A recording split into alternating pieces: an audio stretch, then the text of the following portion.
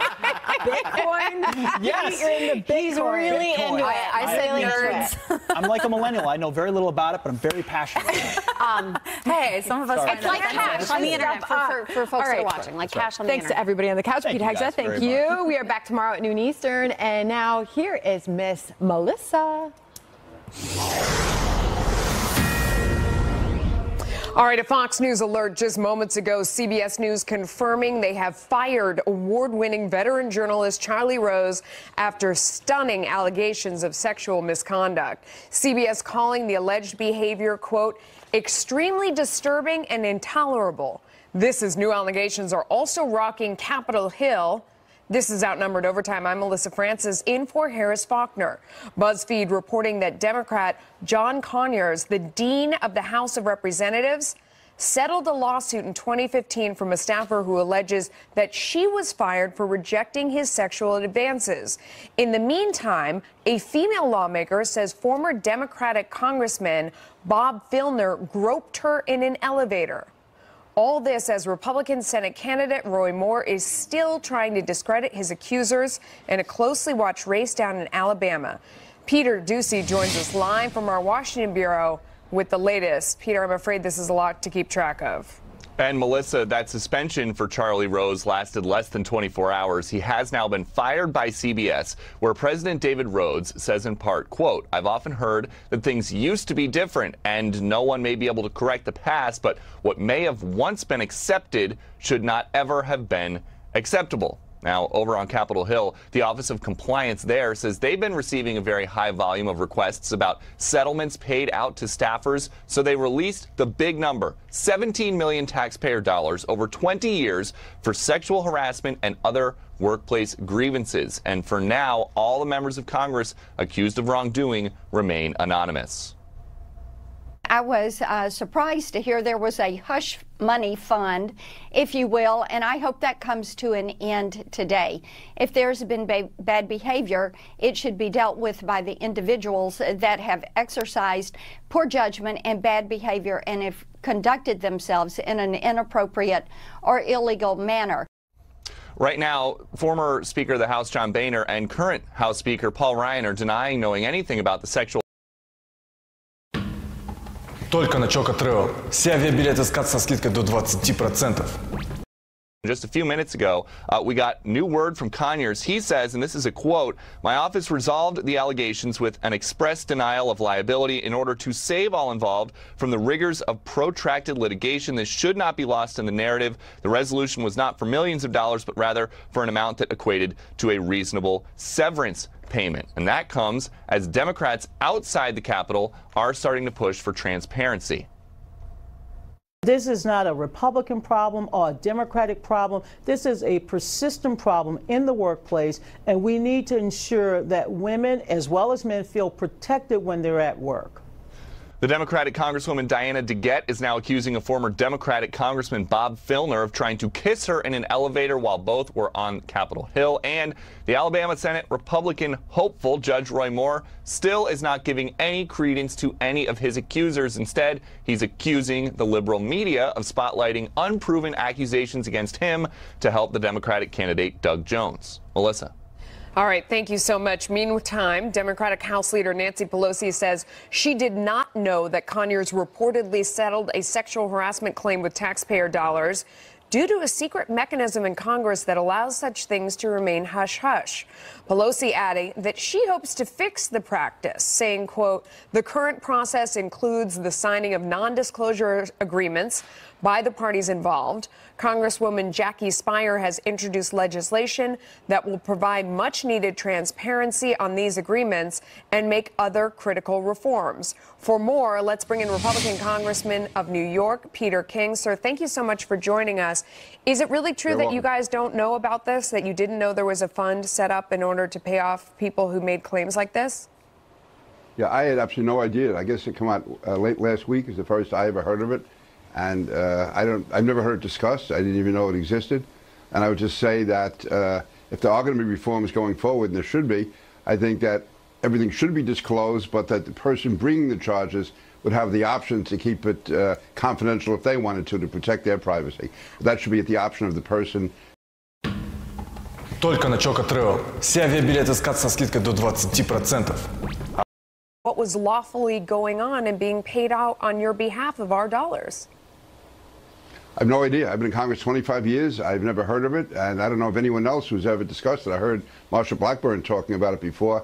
Again, it was not known to her either. And again, I don't know if this is a law. This is handled internally, I guess. It's. I don't think there's any statute that provides it.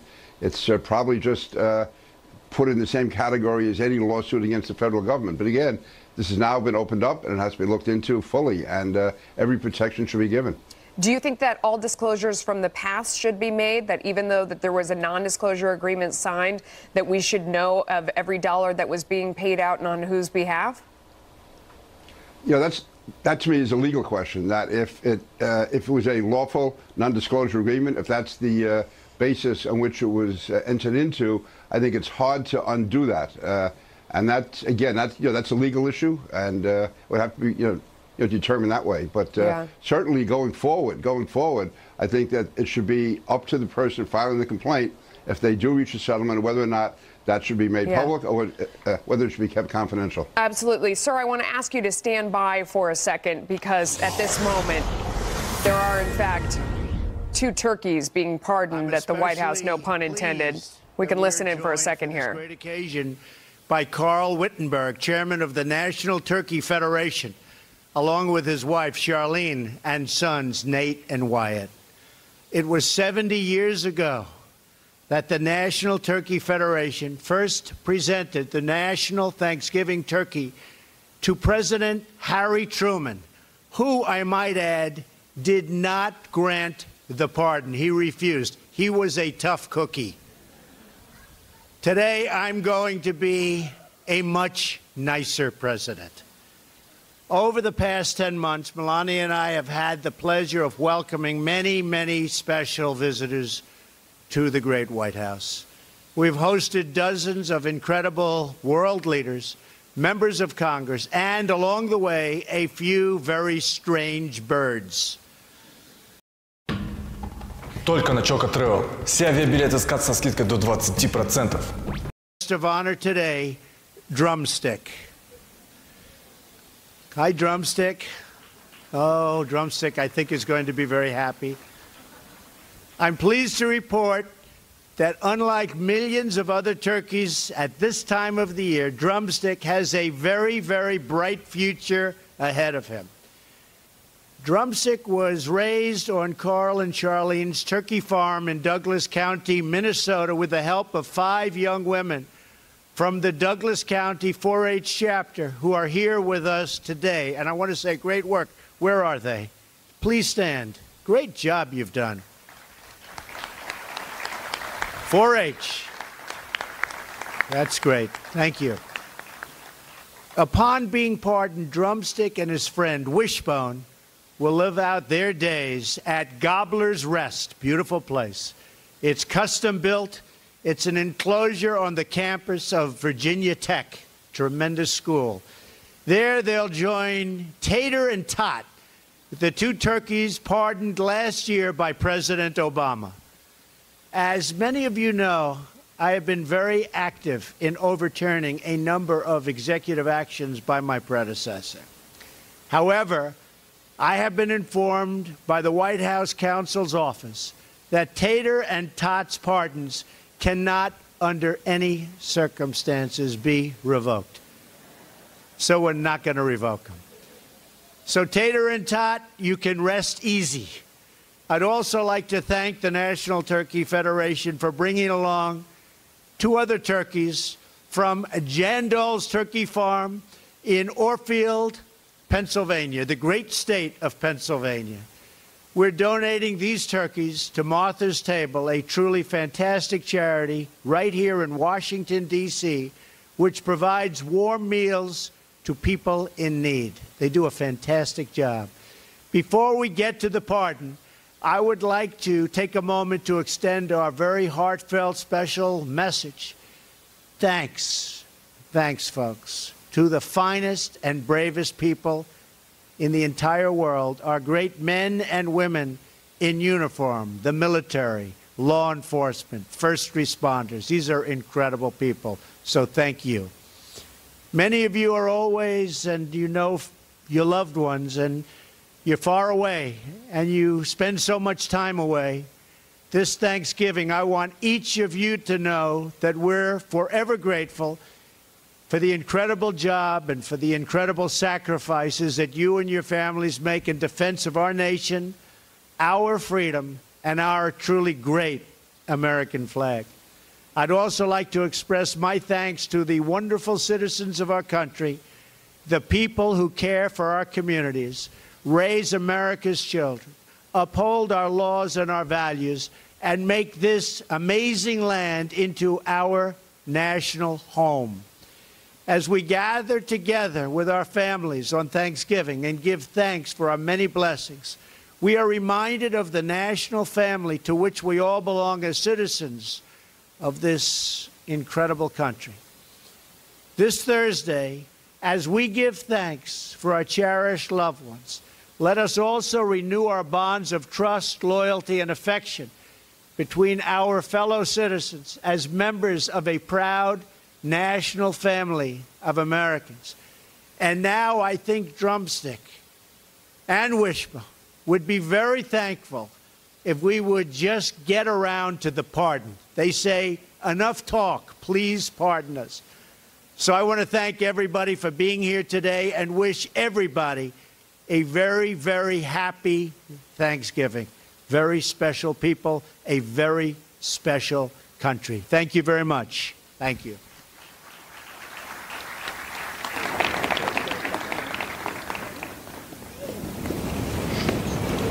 Wow.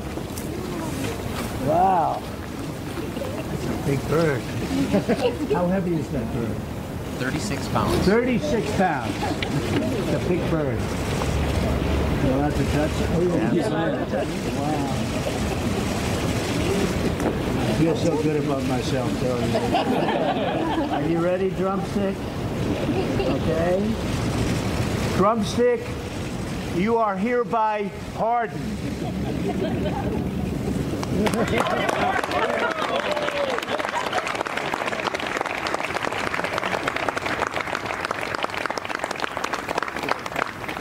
Thank you very much, everybody. Thank you.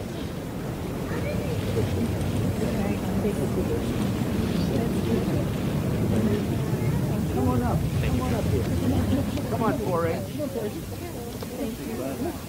Well, they're taking photos now. That is Drumstick officially getting pardoned there. His wingman along for the ride, Wishbone, was also pardoned. The turkeys arrived yesterday afternoon. They were staying on the 4th floor at the Willard Hotel. Apparently, turkeys like the cold, but these wanted to stay inside before their big show. Anyway, in the midst of all that is serious in this world right now, it is nice to take a little break and do something related to the holiday there. Pardon me. Let's bring in Chris Stirewalt, Fox News political editor and the editor of the Halftime Report. Chris, did you know the criteria for pardoning these turkeys? They have been chosen based on their showmanship, character. Do they have a good temperament, strut? Do their fan feather out, pitch, gait, which is how they're balanced, and good posture? Boy.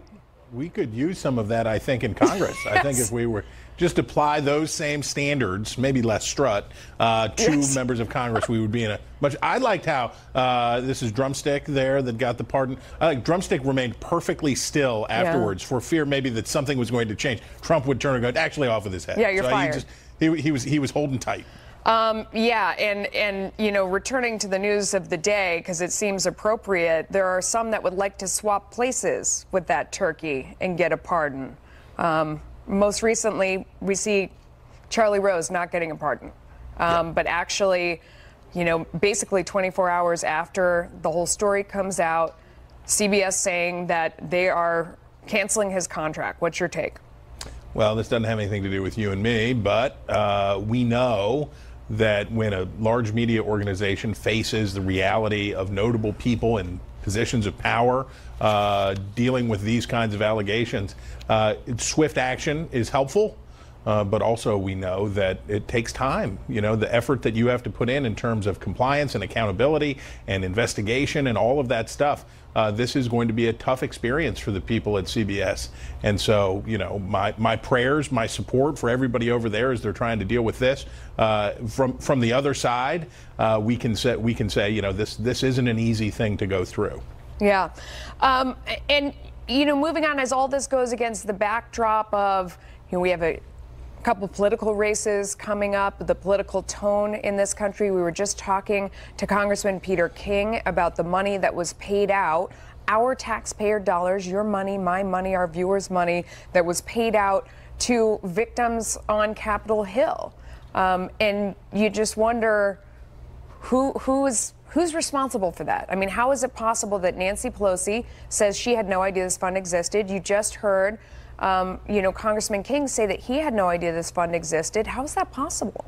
Well, because it was designed to be secret. That's what it was there for. It was designed to make sure that these kinds of accusations were handled not swiftly, they were handled slowly, and then kept secret. You know, look, you asked exactly the right question of Congressman King, which is, how about these non-disclosure agreements going backwards? Yeah. Yes, everybody agrees going forward, this is not the appropriate thing to do when it comes to the expenditure of public funds. But the backward question, there is enough here. You look at both parties right now. You've got on the Republicans and the Democrats are both taking an absolute beating over this question. Yeah. Roy Moore and Al Franken, Conyers now with this stuff. As Bob Dylan said, a hard rain is going to fall. Now, if you open up and go backwards, can you imagine what all sort of creepy ghoulies might be lurking down there inside these NDAs when congressmen were in a different era? No. Друзья, приветствую. Сейчас я расскажу, как очень сильно можно сэкономить на обучении. Занимаясь time, there's something maybe politically smart, and no matter what industry you're in, about throwing it out there right now because everyone is in the spotlight, and it sort of seems like this may be the safest time to air your dirty laundry. Perhaps as a society, we turn the page, we turn to a better day when people stop this behavior, but owning up to it seems smart at this point, or do you disagree? Unless you think cynically that you can get advantage over a particular political rival, or that you think that your party will be more helped or more hurt in the given moment. And that's always what happens with these things, the weaponization of these accusations. The real interest here ought to be, and this is none of my business to say, but the real interest here ought to be making sure that behaviors are improved and that standards are better and that we come to terms with a fully equal workforce. But what always happens is these things are turned into political weapons, and we saw the White House using the Al Franken allegations to try to say that it's okay for Roy Moore to stay in the race, even though these things... Doesn't work. It never works. It doesn't work. It doesn't. And as it comes out now, I don't know, no one's getting a pass at this point, in my humble opinion. I think women have their eyes wide open, and it does feel like a new time. But we'll see. Chris Stirewalt, always brilliant. We appreciate your time. You bet. So her death at the hands of an illegal immigrant deported several times put a spotlight on sanctuary cities. Now, as Kate Steinle's family waits to see if justice will be served, a federal judge slapping down President Trump's executive order to block funding to cities that do not follow immigration laws. But are there other legal options? If he's saying that Congress has not given the president the proper authorization, guess what? The reauthorization for all the funding of the federal government moving forward has to happen by December 8th. One or two sentences placed into that funding bill, which will pass, will solve this problem, give the president the authority.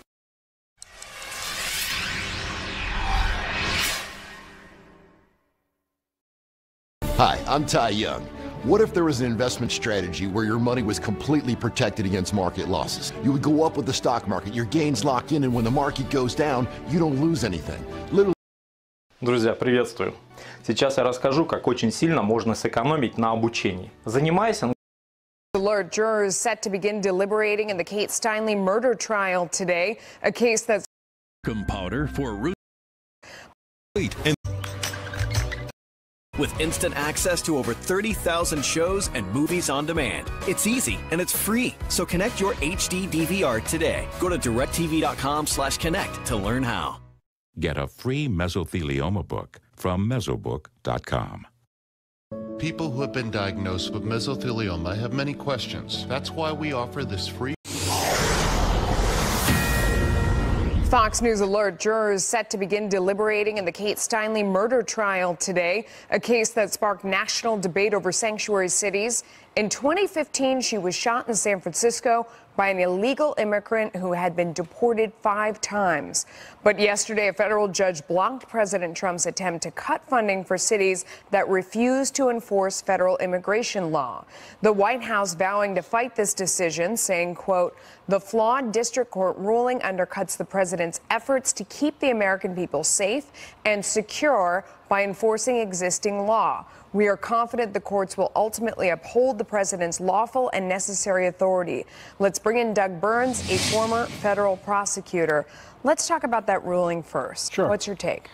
Well, it's interesting. It's analogous to the travel ban case, and I'll tell you why. Because the court isn't saying you can never cut any funding whatsoever to a sanctuary city. What they're saying is, A, you can't cut monies that have already been approved. Okay, that's number one. And then B, you can't cut monies that are not reasonably related to immigration. So, for example, you can't cut funding for a hospital saying you didn't comply with our immigration policy, so therefore the hospital funding. So basically, does that legal argument hold up in your opinion? Yeah, the point is that the order itself is very, very broad. So that if they turned around and said to the extent that the budget governs assistance to federal law enforcement, we are withholding funds, in my opinion, that'd be upheld in 5 minutes in a court.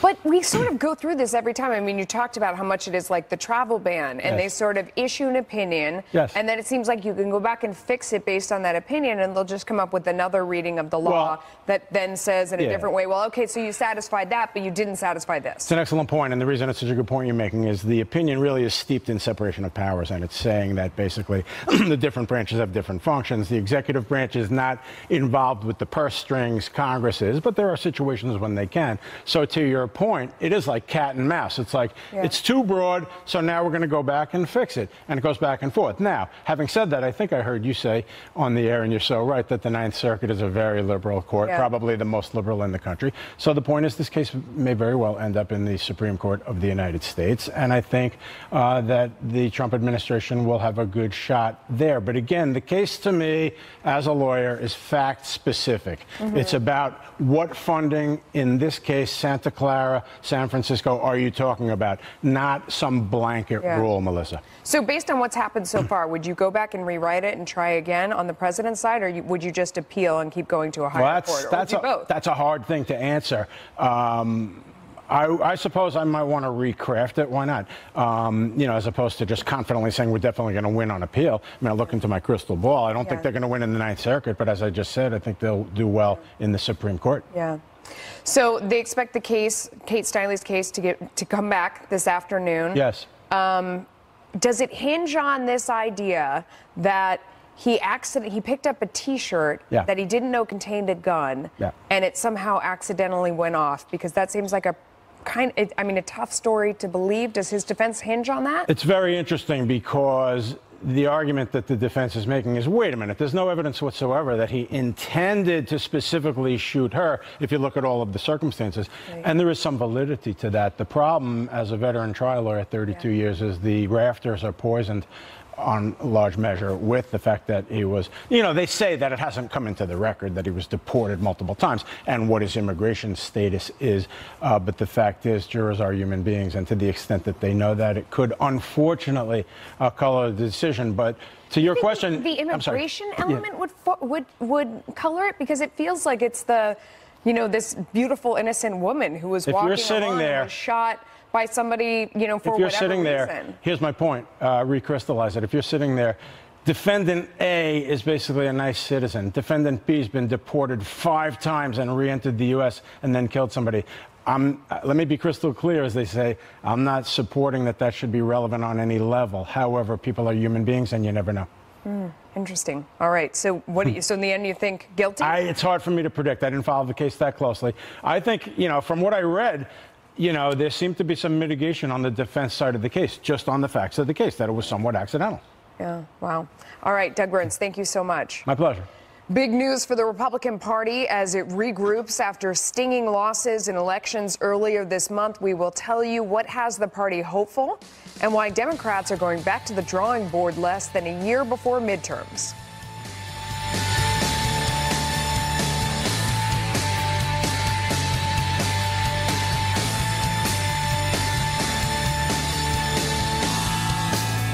If you're the spouse of a military veteran, I want you to know something.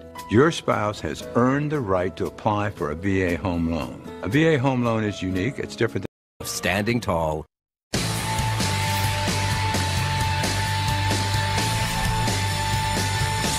Another blockbuster month of fundraising for the Republican National Committee, more than a year after President Trump's historic election and less than a year ahead of the 2018 midterms. Check these numbers out. The RNC raking in $9 million in October alone. Compare that to the DNC, which raised $4 million. Over the year to date, the RNC more than doubled DNC fundraising, and they have less debt. Callie McEnany is a spokesperson for the RNC, and she joins us now. That's a lot of money, but at the same time, if you look at some of the polling, I'm looking at Quinnipiac, November 7th through the 13th, asking if the election were today, would you want to see the Republican Party or the Democratic Party win control of the House of Representatives? 38% said Republican Party, 51% said Democrat Party. So you may have more money, but it doesn't seem like the sentiment is necessarily there. How do you respond to that? Well, if we believed in state polling, for instance, then Hillary Clinton would be president, not Donald Trump. We believe in the hidden Trump voter that doesn't want to talk to a pollster, that doesn't want to talk to someone who belongs to an institution, but who supports President Trump and his agenda. And for proof of that, you look at it. Yeah, they may support President Trump, absolutely. But this is about Congress. And a lot of people who love the president think that DC is the swamp, whether they're Republicans or Democrats.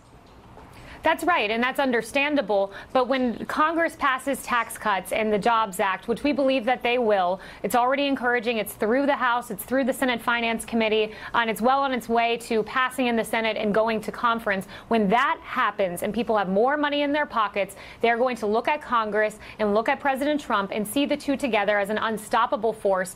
Meanwhile, you look at the Democratic Party, it's the party of negativity and corruption. Negativity and corruption does not win elections. And you said that essentially thing is that they have to get the job done and they have to get tax reform done, because we saw they got swept in this month's elections. You know, when you're looking at Virginia or you're looking at New Jersey, and they are likely at this point, Republicans, to possibly give away that seat in Alabama, maybe for other reasons. But, you know, it certainly looks like there are a few challenges in the near term. And those states that you referenced, New Jersey and Virginia, those are blue states. So it's understandable that Democrats are going to win solid blue states. But look at the other side of the coin. Republicans won in Missouri. We won in Kansas. We won in South Carolina. We won in Georgia, where the Democratic Party poured $31 million into one race. And they were trounced. And they were trounced because all they are an agendaless, leaderless party of negativity. Negativity doesn't win. The positive Trump agenda does win. Meanwhile, I mean, to get back to the fundraising numbers, so the Democratic Party fired their top fundraiser on Thursday, just 5 months into the job. I wonder if those numbers, is that a reflection on the Clinton money machine, which has always been able to raise money and rake in money for the DNC? Does it have to do with maybe what's going on in Hollywood? And the distraction over harassment and everything else has taken everyone away from funding the Democrats? I mean, what do you think? Do any of those things ring true to you? I think it's, yes, all of those things, certainly. But at the core of this, I think it's a fundamental distrust of the Democratic Party apparatus. This was a party that, instead of uplifting the will of voters, instead said, we don't care what you have to say. We care about propping up Hillary Clinton artificially at the expense of Bernie Sanders. Voters rightfully do not trust the Democratic Party because it has been used as a vehicle for selfish self-promotion and not one to uplift the will of voters. Yeah. Has all of the stories and all of the allegations that have been going on with Roy Moore, has that had an impact on fundraising within the RNC? It hasn't. And as you know, the RNC, we pulled our joint fundraising agreement with Roy Moore. We stand with women. We are the party of women, unlike the Democratic Party, who for years, if not decades, has covered a lot of these allegations against Bill Clinton. The RNC took an undeniable stance on the side of women, and it was a stance that was supported by President Trump. So it's interesting because there's a real opportunity there, because folks out in the public, I think, smell the hypocrisy of saying on the Democratic side that you are the party of women, and then we've seen a whole bunch of lawmakers come out and be accused of various things. Still, a lot of Republicans stand accused as well. So how do you capitalize on this when it seems to be going on everywhere? It does. It seems to be going on everywhere, but we've taken a forceful stance and we've said this is unacceptable. It's not something that's welcome in our party. At the same time, we're not judge and jury here at the Republican Party. It's for the voters of Alabama to decide, but we've pulled our funding, we've pulled our resources when we saw those inconsistencies, because that's where we stand. We stand with women. These allegations are inexcusable in every form they're coming in against many, many powerful figures, and we need to take a powerful stand against this on the side of women everywhere, all across this country. Do you think you're able to walk that fine line? Because there's been a lot of pushback, and we certainly saw it at the White House press conference yesterday, saying, you know, by just saying, we're not publicly backing Roy Moore and we're not sending him money, but at the same time we respect voters in Alabama. Some feel like that isn't a strong enough stand for women. Do you think you can really walk the line that finely? I think President Trump and the RNC together have taken a very consistent stance. We've encouraged Roy Moore to step down if these allegations are at all true. President Trump has supported pulling all of the funding from that race. But at the same time, it's for Alabamians to decide their future. It's for the voters of Alabama to decide what they want, who they want to serve in office. It's not for us to decide. But that being said, we're certainly not going to put fundraising dollars into this. Yeah, I mean, ironically, if the establishment stood up and said, you know, he should get out, it would probably help him based on his brand. That's just my guess. The fact that he is anti-establishment himself, Roy Moore, that's his brand. It would be interesting to see. But in any case, thank you for coming on today. We appreciate it. Thank you, Melissa. Just hours after President Trump encouraged Republicans to get a tax bill to his desk by the end of the year, new analysis gives us a better idea of what you may be paying Uncle Sam. We are going to break it down.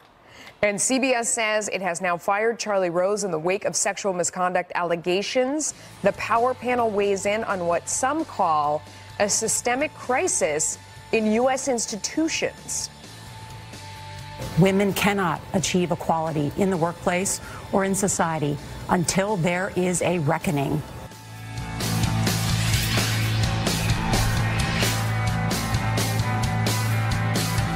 When you have type 2 diabetes, you manage your A1C, but you also have a higher risk of heart attack or stroke. Non-insulin Victoza lowers A1C and now reduces cardiovascular.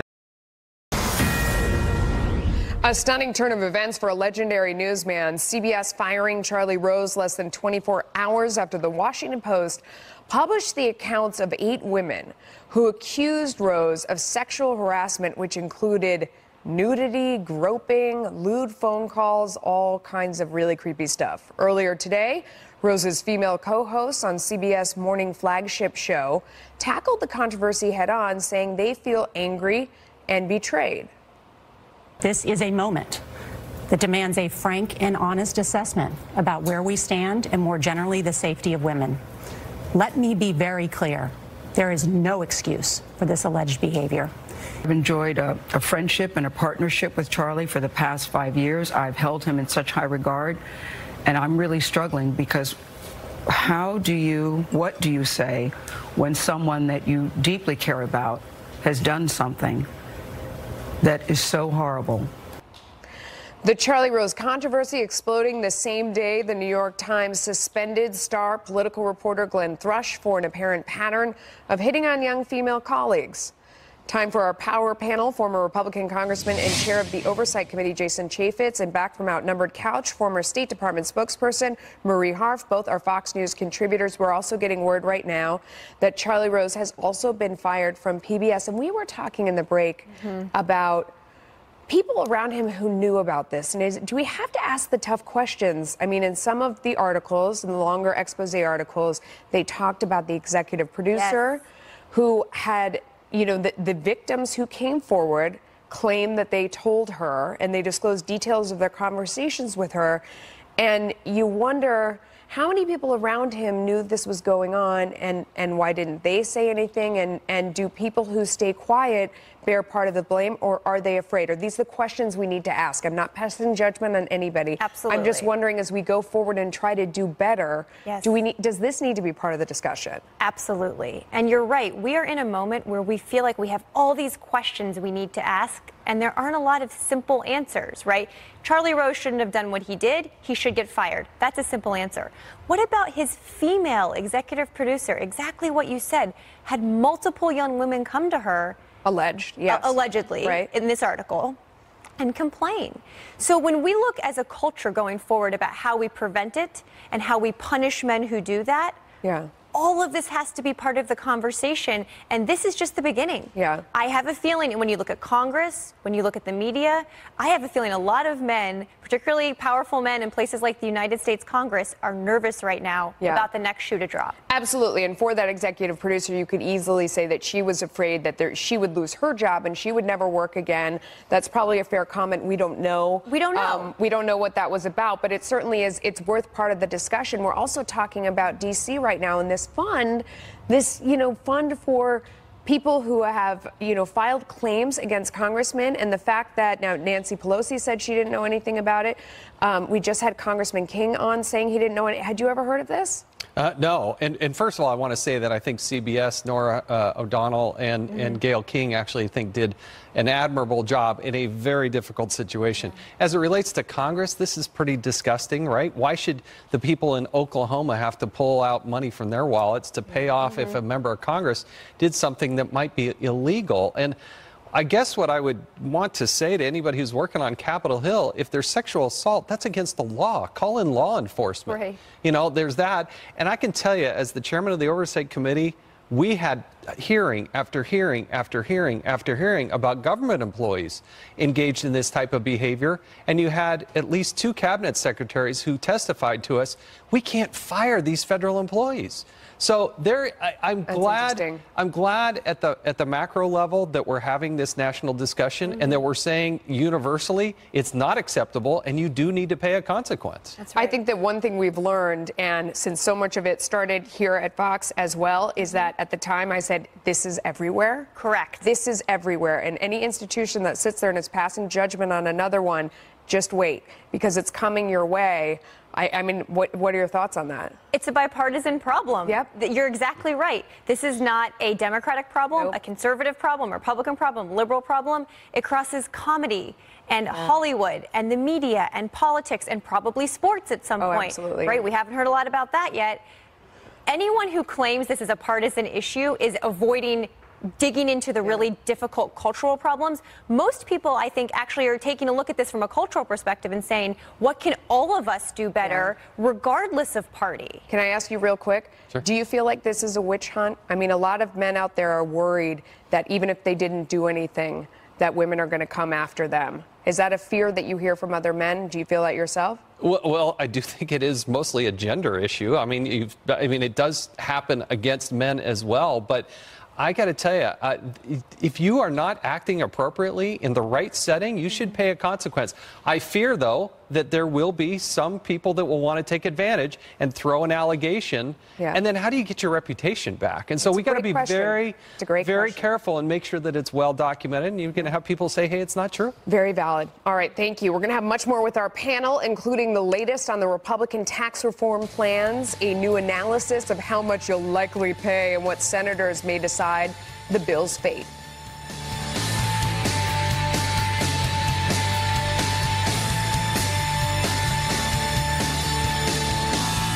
This